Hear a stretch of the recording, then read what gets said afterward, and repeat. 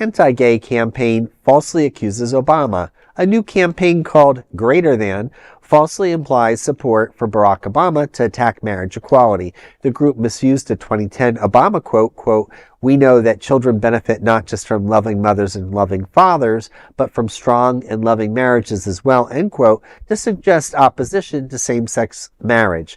That quote came from a responsible fatherhood event, not an anti-gay speech.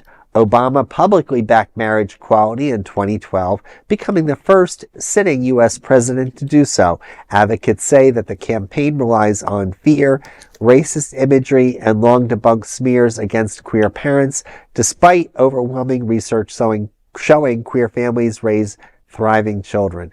Well, of course, it's ridiculous. I mean, Obama has been one of our greatest supporters, and certainly we saw the nationalization of marriage equality, and he's a great man.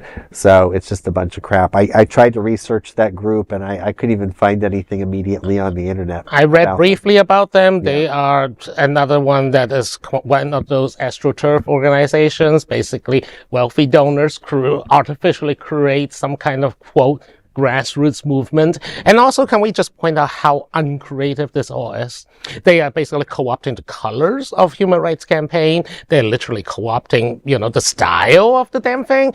I mean, I understand the lack of imagination is part of the conservative ethos because, creativity breeds, creativity seeks critical thinking as part of it, and conservatives doesn't really like critical thinking. I hear you. I do think it is kind of hilarious to watch HRC's logos and style, and possibly even its campaign materials be ripped by an anti-gay group. Someone who's worked for another national LGBTQ org.